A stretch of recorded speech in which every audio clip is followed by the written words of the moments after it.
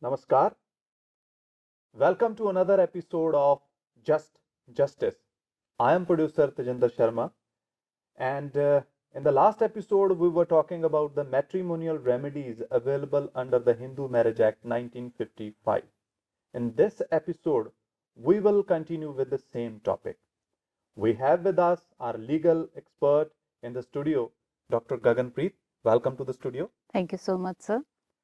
So let us begin today's show. Ma'am, as I just told that we'll continue with the same topic. My first question of this episode is, generally speaking, which is the most pleaded ground of divorce under the Hindu Marriage Act? So, as far as generally speaking, it is said that cruelty is the most pleaded ground of divorce because, in one way or the other, every such ground which is available for divorce, as we say, the fault grounds which are available, in one way or the other, it causes some kind of mental cruelty, although it's not a physical cruelty. And when I say cruelty, it does not suggest that it is something which is causing apprehension in the mind of the other party, that it will cause harm to the life or limb of the other party. That is, it is not just physical cruelty. The ambit of this particular ground, it has now been widened, and mental cruelty is a very well acknowledged ground under this thing. So, as far as cruelty is concerned, there can be number of instances of cruelty. An act where the wife undergoes the operation of medical termination of pregnancy without the consent of the husband, without taking or without consulting the husband, she undergoes the termination of pregnancy. So this is something which can cause mental cruelty to the husband. The husband can approach to the court and ask for divorce on this basis. There have been very recently, there have been cases where the one of the spouse addressed the other spouse as mota hathi, and that was at that whether it is causing mental cruelty to the other person. But every act of the spouse, we cannot say that the minor trivial cases of bickering between the husband and wife, that will be something which can become a ground of cruelty, but should be something which is substantial in nature, and it is affecting the other party in such a manner that it becomes difficult for the other party to remain with that person. So there can be, there are innumerable examples where the cruelty, like there may be physical, where the one of the spouses actually beating the wife, or the wife is such that the wife is insulting the husband at every instance. She is over suspicious about the husband, causing such kind of using such abusive language to him, to his family members, making false complaints to his employer regarding his behavior, and all such instances, these are they come under the ground of cruelty. Why I am saying that this is the most pleaded? Because every such act which makes the stay of the other party impossible there. So in that cases, it is maybe it's not physical cruelty, but it comes under the ambit of mental cruelty. Right, ma'am. Ma'am, my next question is whether irretrievable breakdown of marriage is a ground for divorce under the Hindu Marriage Act? As for now, irretrievable breakdown of marriage is not a recognized ground of divorce, although there have been two law commission reports on this. 71st law commission report is there, then there is 217th law commission report is there, where it has been suggested that this should be incorporated as one of the recognized ground of divorce. See, irretrievable breakdown of marriage means that where the marriage has broken up irretrievably. Irretrievable means that you cannot bring that marriage to the same original position. It has broken beyond repairs. That is what we call as irretrievable breakdown of marriage. And till now, it's not, despite having these law commission reports on the same subject, it has not been incorporated as a full-fledged ground of divorce. Although in the Hindu Marriage Act, there is a provision under section 13(1)(a), whereby if there is a decree of restitution of conjugal rights, or the judicial separation has been ordered by the court, and there is non-resumption of cohabitation between the parties for a period of 1 year more, and that is 1 year has elapsed after the passing of the decree, then it becomes a separate and a full-fledged ground of divorce to both of the parties. So that ways we can say that yes, this is a partial irretrievable breakdown of marriage, but as fully or a specific ground that irretrievable breakdown of marriage, it has not yet been incorporated in the Hindu law. Right, ma'am. Another ground for divorce, that is desertion. So now please throw light on the essential requirements for the for desertion. Desertion here means desertion as a ground of divorce means that where one of the spouse has willfully neglected the other party or has withdrawn from the company of the other party. I am telling in a layman's language that if there is a withdrawal from the society of the other party, that one of the party has moved out, it may be a physical or actual desertion, or what we call as constructive desertion. Actual desertion is there when the spouse has actually moved out of that house or has withdrawn from the company of the other party.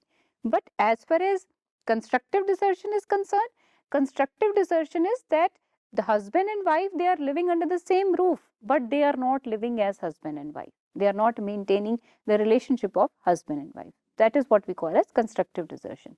But the essential requirements of desertion is there has to be a withdrawal of company from the other party, and in order to plead it as a specific ground of divorce, a statutory period has been provided by the Act, that 2 years for the desertion should be of 2 years.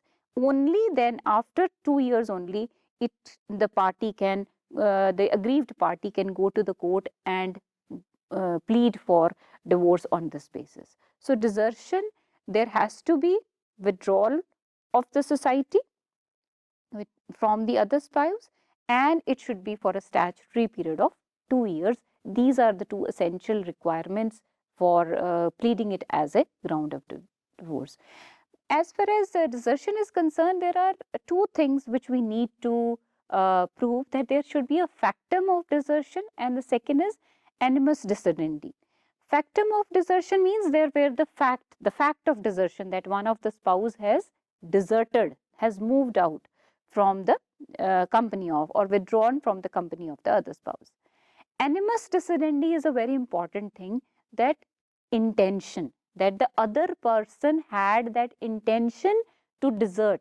If the moving out or withdrawal of the company is for a reasonable ground, for something which is both the parties are agreeing to, that is like, for example, if the husband is working somewhere else and that is why the husband or wife is living separately, we cannot say that the husband or wife has deserted each other. They are living separately, but it will not be considered to be as desertion. Even if they are living at separate places, they will be considered to be as married and not in desertion. Desertion will be there where that intention, that that party does not intend to live with the other spouse. So this needs to be proved before this ground of desertion can be claimed as one of the ground for divorce. Right, ma'am. Ma'am, now another important question, whether conversion of one of the spouses to non-Hindu religion automatically dissolves the marriage? No, sir. As far as conversion is concerned, it's a valid ground of divorce, and this is available to both husband and wife. As I told earlier also, this is one of the fault grounds recognized under the Hindu law under section 13(1) of the Act. It does not automatically dissolve. It's a ground of divorce, that if one of the spouse has converted into a non-Hindu religion, it's a ground on the basis of which the other aggrieved party can go to the court and seek divorce. This is a recognized ground. But it does not mean that automatically, that just by virtue of the conversion of the other spouse, that the marriage will come to an end. it has to be pleaded. The aggrieved party has to go to the court and seek divorce on this basis, that is, the spouse has converted into a non-Hindu religion. Right, ma'am. Ma'am, is there any provision relating to divorce by mutual consent under the Hindu law? Yes. Section 13B of the Hindu Marriage Act, it provides for divorce by mutual consent. And as far as divorce by mutual consent, the very name suggests, it is a consensual divorce where both the parties, they approach the court jointly. That is, a joint application has to be made by both the husband and wife. So there is a specific provision under section 13B which talks about divorce by mutual consent. And what are the requirements for the same? As far as divorce by mutual consent is concerned, a joint application has to be made by both the husband and wife to the competent court, that is the district court or the family court, as the case may be. And before making that joint application, they should have been living separately for a period of 1 year. And once that joint application is moved to the court, competent court, the court will give a period of 6 months. It is called a cooling off period, basically, that now once the joint application has been made by the parties, it's a period where they can rethink upon their decision that whether they want to go in for divorce or not. So what is provided under the act is that within the divorce by mutual consent should be granted in normal course between a period of 6 months to 18 months. That during this time period, divorce by mutual consent can be granted. So, but this is one thing, that 6 months period, which is the cooling off period, it is provided under the law. But yes, in cases of exceptional depravity to the other party, where it is impossible for the situation is such that where it's a very extreme situation. So in that case, the court has the power to condone this period of 6 months, and the divorce by mutual consent can be granted even prior to that. But as far as the essential requirement is that it has to be mutual. It has to be done mutually, and a joint application has to be made. And after 6 months, in normal course, the court will take the statement of both the parties, and if they show that it is impossible for them to live together as husband and wife, and if the court is satisfied with the ground which is claimed by the parties, that because of whatever the incompatibility issues or whatever may be the reason that they are not able to live together as husband and wife, the court may grant divorce on the basis of mutual consent. Right, ma'am. Ma'am, now can you please elaborate on the provision relating to a person not heard for a period of 7 years as a ground of divorce? So this is one of the fault ground recognized under the Hindu Marriage Act, and this ground is available to both husband and wife. And as far as this ground is concerned, it is actually based upon the provision which is available under the Indian Evidence Act, section 108, where it talks about the presumption of death, that if a person is not heard of for a period of 7 years by all those persons who in the normal course would have heard from that person, in that situation, that person who is not heard of for a period of 7 years is presumed to be dead. There is a presumption under the Indian Evidence Act. There is a provision relating to presumption of death for such a person who is not heard of for a period of 7 years.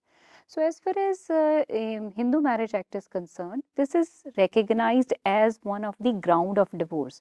It is like a kind of desertion, that where the person is not known or not heard of for a period, continuous for a period of 7 years by all those persons who in the normal course would have heard from him during that time period. So for a period of 7 years, if the spouse is absent, not known, not heard of, so it becomes a ground of divorce for the other party. The other party can go to the court and get the marriage dissolved in this basis. One thing here which is very important in this particular aspect is That as far as this ground is concerned, it does not mean that the 7 years period has elapsed and it will automatically, the marriage will automatically come to an end because there is a presumption of death under the Indian Evidence Act. This is a valid ground of divorce. If the party wants to remarry, wants to go in for another marriage, so in that case, that party who is aggrieved by this ground should approach the court and get a decree of divorce. In that situation, the court will actually part an ex parte decree, that after, because the other party is not heard of, is not for the past 7 years he is absent, he is not there in the life of that person. So here the court will hear that spouse, and just by hearing one of the spouses will pass an ex parte decree, and on that basis the divorce will be granted by the court. And what happens if the person appears after the period of 7 years? So here there have been certain controversial cases also. See, once the divorce has been granted by the court, competent court, and a period has elapsed, then the party is clear from he or she has taken a valid divorce from the court. Although, yes, in normal courses, ex parte divorce can be challenged in the court of law. But here it is after 7 years, after waiting for a period of 7 years, and the court being satisfied that the person was not heard of for the past 7 years, if the divorce has been granted, and as the law provides that after divorce the person can remarry.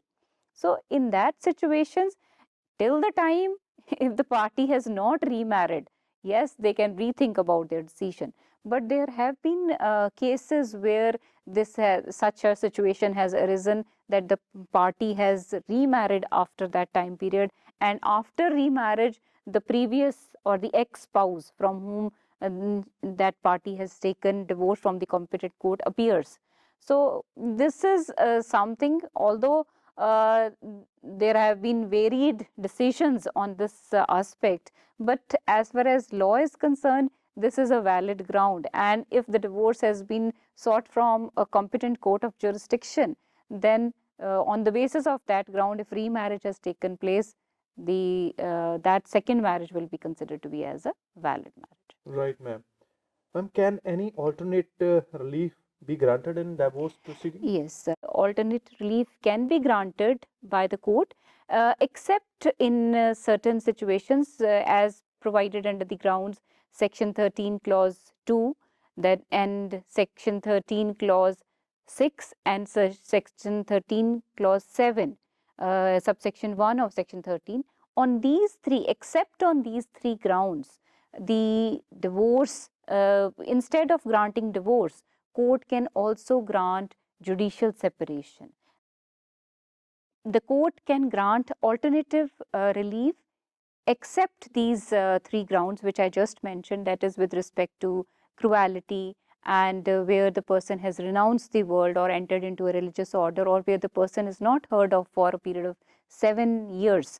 If the divorce has been granted on these three, except on these three grounds, for the other grounds which are available, in those situations the court can grant alternative relief in the like, instead of granting divorce, if the court feels that this is too early to grant divorce, the court may order judicial separation, because as far as judicial separation is concerned, it is a temporary period of separation which is ordered by the court. Divorce will end the marriage. So instead of dissolving the marriage, the court can make an alternative relief by way of judicial separation. Right, ma'am. Ma'am, can a divorce petition be filed within 1 year of marriage? See, as far as normal course, divorce petition cannot be filed within 1 year of marriage. This is the minimum period which is prescribed under Section 14 of the Hindu Marriage Act. It says that if a divorce petition has to be filed by either of the spouse, then a minimum period of 1 year should have elapsed. Although there have been certain exceptions that where by way of the permission by the High Court, that if it is a case of exceptional depravity to one of the spouse, then this period can be shortened or it can be condoned also by the court. But the general rule or the normal course is that within 1 year of the marriage, because this period has been provided for the reason that some time should be given to both the parties, that if they want to go in for divorce, it's a big decision of life. So if they are going in for divorce or they want to end the marriage, some minimum time period they should spend with each other. So that is why this period has been provided for, that within 1 year of marriage, the parties cannot approach the court for divorce. Ma'am, when can a divorced person remarry? Yes, again, there is a provision under the Hindu Marriage Act as per section 15 of the Act.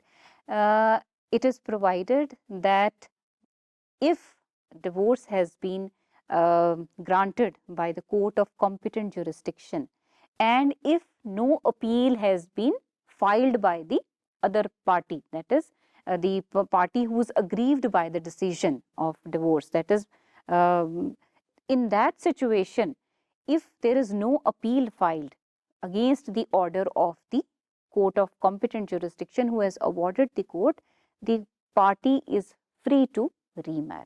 So once the court is finalized and that period, because there is a time period prescribed under the law that within which an appeal can be made to the higher court.